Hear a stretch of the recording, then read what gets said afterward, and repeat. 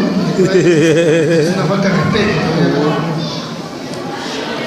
Bueno, en primer lugar, ya hicieron la presentación y quiero mandar un saludo a los compañeros de la Junta Directiva del Consejo de Estudiantes y también un saludo a la huelga nacional indefinida que la está su dirigente, que la está dirigiendo, ¿no?, el CONARE, ¿no?, para todos los compañeros, bueno, para todos los compañeros que están en la lucha, para los compañeros de Cangallo, para los compañeros de Víctor Fajardo, los compañeros del RAE, que están asumiendo esta huelga en minoría, sobre todo acá en Ayacucho, ¿no?, para todos esos profesores que, no importando sus sueldos, a pesar de las amenazas que reciben del gobierno regional o de la Dirección Regional de Educación, a pesar de las amenazas de despido, ellos están asumiendo esta huelga y se asumen en su voluntad de seguir luchando contra esta política de privatización y contra el detrimento de la educación en el Perú. Para ello vamos a saludo. Segundo, yo quería basarme más que nada en el problema educativo a partir de buscar la razón de por qué la educación peruana está en crisis. Pero les voy a decir que la crisis no es solamente en el Perú, sino que la crisis educativa está prácticamente en todos los países de Latinoamérica, sobre todo lo que nosotros llamamos los países primarios exportadores. Y queremos buscar la razón. ¿De dónde viene? Ustedes saben, compañeros, que existe un proyecto educativo nacional que se llama Proyecto Educativo Nacional al 2021. Como dijo el profesor Barzola, un documento hecho entre burócratas y traidores, ¿no? Los del SUTEP han firmado ese documento. Barrera Bazán, dirigente del Patria Roja, firmó ese documento hecho por la burguesía al servicio de la burguesía. ¿Qué dice este proyecto educativo nacional al 2021? Pero primero, no sé si pueden guardar un poco de silencio en la parte del fondo, por favor. Pero primero preguntarnos por qué han colocado como fecha clave el 2021. ¿Saben eso, compañeras y compañeros? El 2021 se cumple 200 años de la supuesta independencia del Perú. Claro que nosotros señalamos que eso es una farsa, ¿no? Colonia española, luego colonia francesa, colonia inglesa y ahora colonia norteamericana de los países del primer mundo. Ese es el Perú. Yo no sé qué celebra el 28 de junio. Es una falsedad. Y a veces nosotros mismos somos cómplices, los profesores, porque festejamos el 28 de julio y le hacemos levantar las piernas a los alumnos hasta la cabeza, festejando algo falso. Una independencia que no se ha dado, porque las independencias no solamente son políticas, las independencias sobre todo deben ser independencias económicas. Y de eso no nos hemos librado.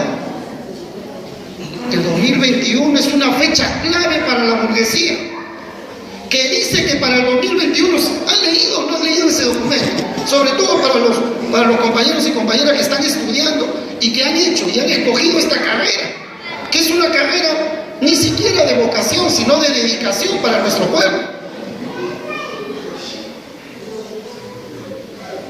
Dice el documento que el Perú en el 2021 va a llegar a ser un país del primer mundo, con una educación de primera, con profesores bien pagados, muy inteligentes, porque han sido seleccionados a través de los diversos concursos que se dan a nivel magisterial, que solamente califica la cuestión de los conocimientos, pero jamás han ido al aula y nunca ha habido una evaluación en aula, porque en el aula es donde se ve quién es profesor y quién no lo es.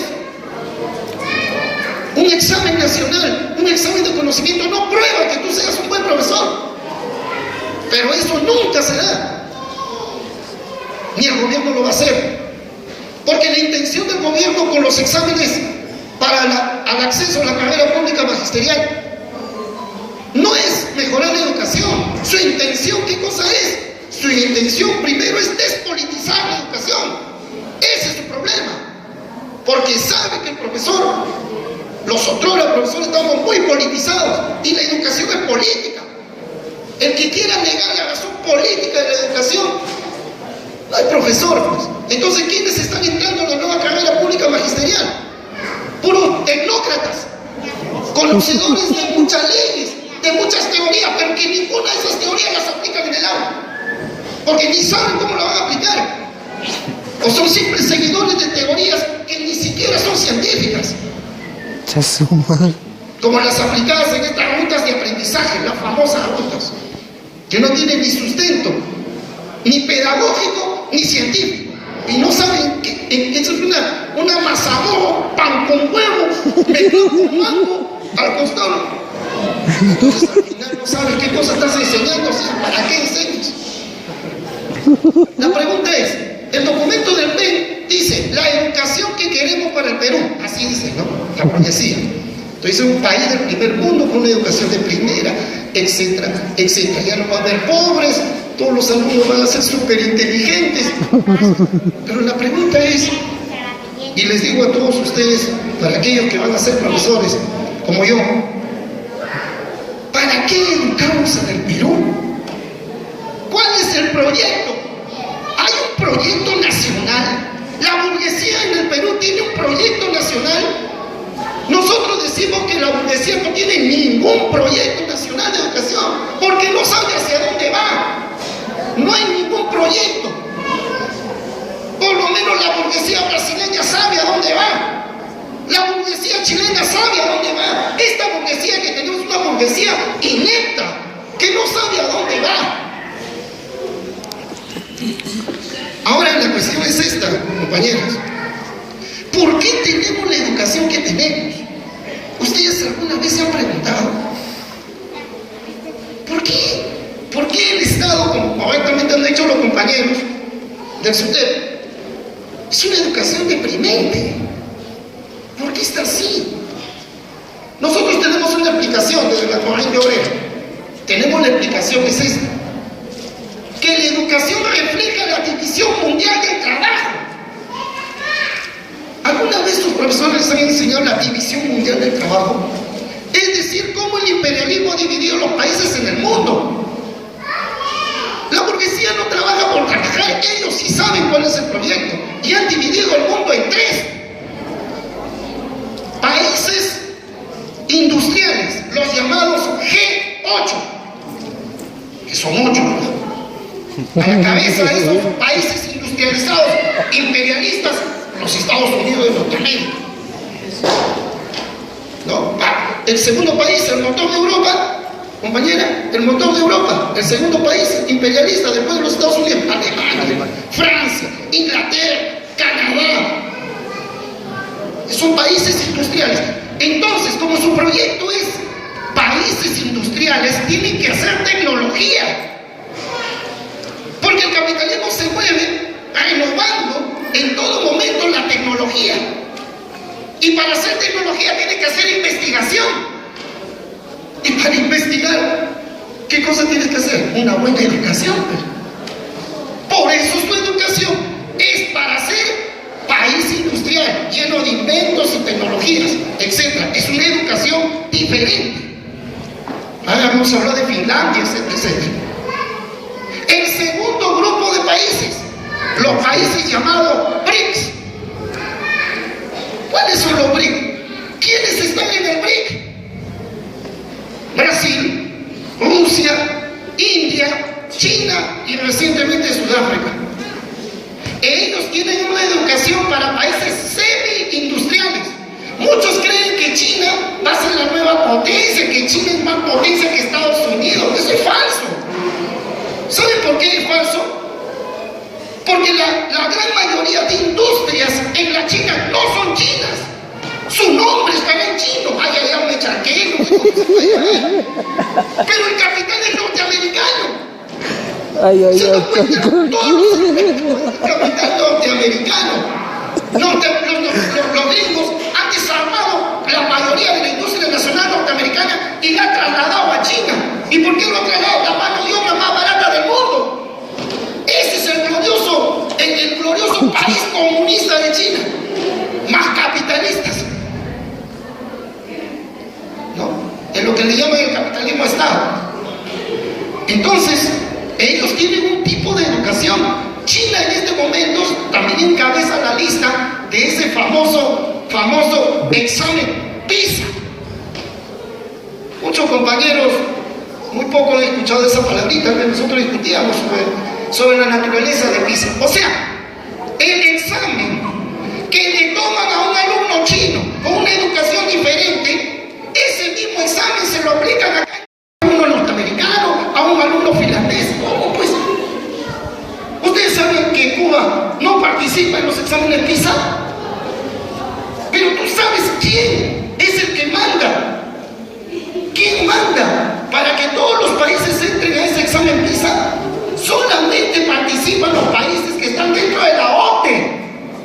Y la OCDE no es nada más que la Organización de Comercio, que la dirige Estados Unidos.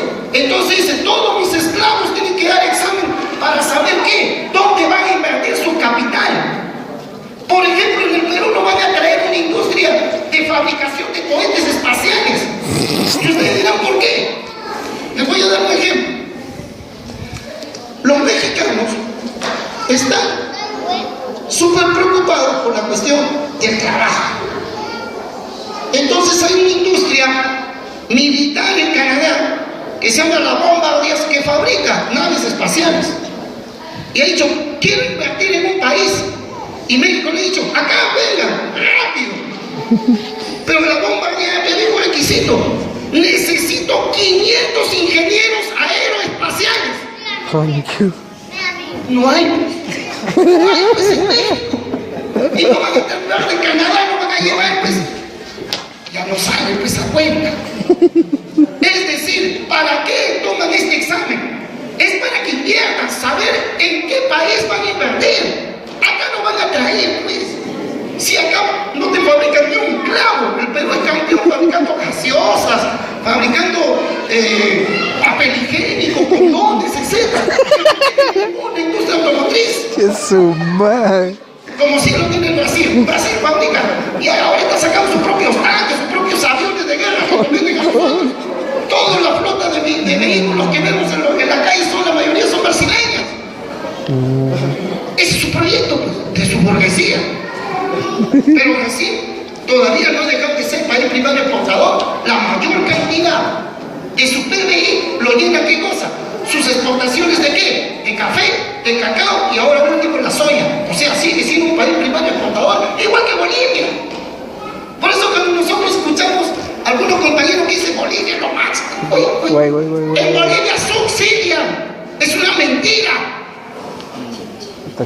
El gas que debe costar 30 soles cuesta 8 soles, pero no porque se lo está regalando Evo Morales, sino que cuesta 30 soles, la empresa no pierde, el Estado paga la diferencia.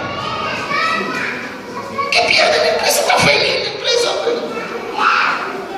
Entonces, yo creo que acá no vamos a engañar acá. El pan está subsidiado, el trigo está subsidiado, la gasolina está subsidiado. Se vive una mentira que se va a acabar cuando caigan los precios del cobre. Es eso. Entonces, ya tenemos dos categorías de países: los países industriales con una educación para hacer ciencia y tecnología, los países semi-industriales con una educación técnica, científica para también hacer a media caña y seguir manteniendo su parte de países primarios exportadores. Y en la última categoría de países, ¿saben quiénes están? Los llamados países primarios exportadores, entre ellos el Perú. Yo le pregunto, compañeras, si tu país solamente sirve para extraer oro, plata, cobre, gas, etc., ¿para qué te voy a educar tanto? ¿Para qué? Si solamente tu país sirve para que hagan huecos, saquen, celar después con todas las ganancias, para eso vamos a educar. ¿No te das cuenta? Es el reflejo. Entonces hay algunos ilusos que dicen, vamos a llegar al Congreso, vamos a ser presidentes, y vamos. Sí lo pueden hacer, pero ¿sabe qué significa eso? Tendrían que tener un programa de liberación nacional. Y el programa de liberación nacional no pasa por la vía electoral, compañeros. Porque la burguesía controla el Estado. Tú eres un títere más ahí. ¿Cómo vas a cambiar? Si la burguesía, o sea, para un programa de liberación nacional necesitas ¿qué cosa? Romper con la burguesía, romper con el imperialismo. Si no lo haces, estás engañando. Acá hay un montón de vendedores de cebo de culebra que dicen que van a cambiar la educación. La educación solamente va a cambiar cuando el Perú se libere económica y políticamente. Y ahí sí vamos a tener que tener una educación diferente. Porque si en este país no se hace tecnología, no se hace investigación. Porque no tenemos una educación para investigar. Ustedes saben qué tipo de educación tenemos. Una educación de loritos que repiten lo que dicen otros. Que muchos profesores somos cómplices. No pienses, piensa con mi cabeza. Quiero que me contestes igual como yo quiero. En nuestras propias aulas también se liberan. Entonces, la educación solamente va a cambiar cuando cambie lo que nosotros muchos hablamos, cuando cambie el sistema. Pero eso tiene que haber una ruptura total. Y esa ruptura total nos va a llevar a una educación como lo que defendemos. La educación única, pública y gratuita. Que no lo va a hacer ningún gobierno burgués o reformista. Hasta el mismo Velasco Alvarado aceptó que se hiciera una educación privada.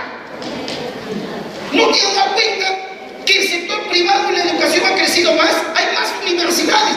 ¿Sabes quién es la universidad que tiene la mayor cantidad de alumnos? La UAP. El proceso de privatización de la educación no solamente pasa por las asociaciones públicas privadas. El proceso de privatización pasa cuando tú o tus padres escogen una educación privada para ti. Es decir, la mayor cantidad del sistema educativo peruano está en el sector privado. Más universidades privadas, más colegios privados, y se ha vuelto normal pagar. Yo me acuerdo que cuando emprendíamos las jornadas de lucha, en la universidad decían, por un comedor gratuito, decían, oye compañero, pagar, usted está loco, ¿cómo vamos a comer gratis? O sea que para él era normal pagar. No, compañero, ¿cómo no vamos a pagar? Conchudo también eres, pues. Es el 50 céntimos, padre. Pobrecito, la autoridad, ¿de dónde va a sacar plata? Dice. En ese atraso estamos. No, ya no quieren pagar nada. Dice. Porque es público, pues. ¿Y por qué debe ser gratuito? Porque el Estado lo mantiene la población del Perú, no la burguesía. Entonces estamos buscando un derecho. Entonces tiene que haber un solo sistema. Increíblemente vemos que hay algunos sindicatos, la FED, la Federación de Estudiantes del Perú, ¿sabe qué hacen? ¿Qué dice en su plan, en su programa? ¿Sabe qué dice? En su proyecto de ley universitaria, ¿qué colocó? La universidad es pública y privada, aceptando el carácter de privatización de la educación. Es así. Hay algunos que lo aceptan.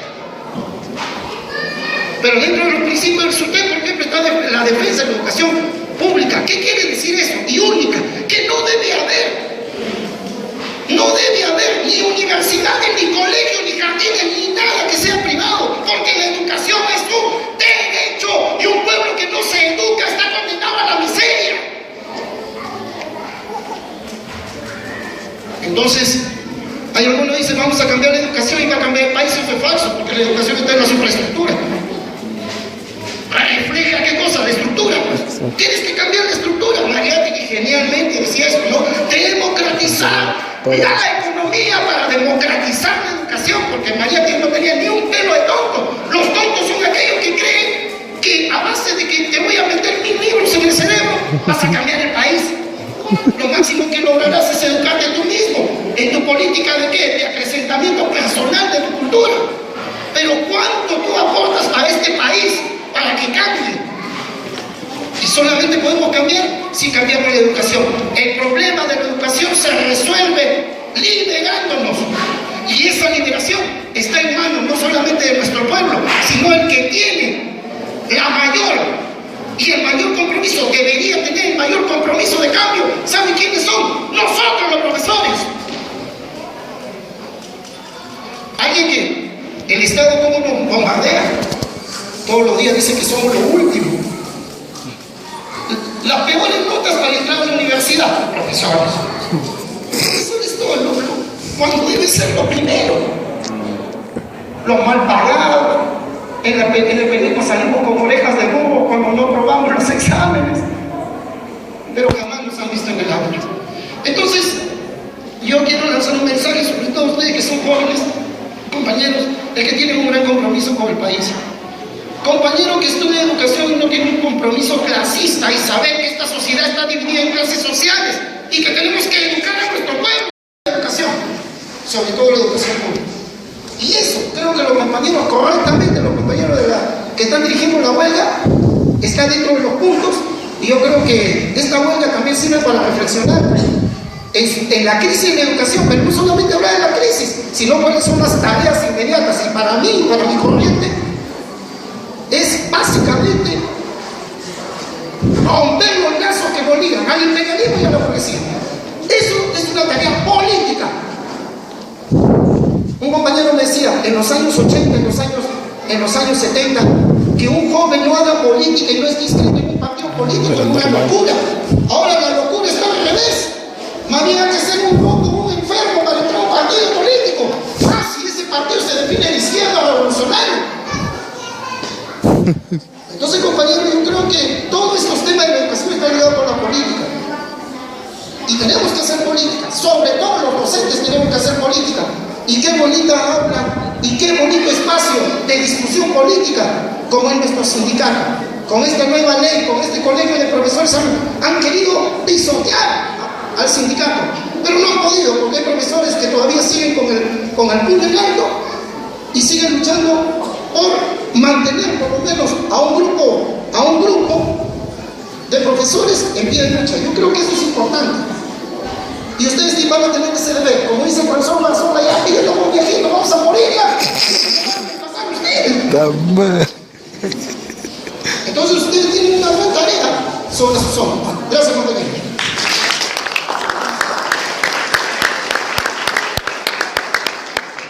Bueno, compañeros, para finalizar, ya que... Y solamente los trabajadores pueden hacer ese cambio. No lo va a hacer ni la burguesía, no lo van a hacer los intelectuales. El pueblo trabajador tiene que tomar la rienda de su destino, de sus manos.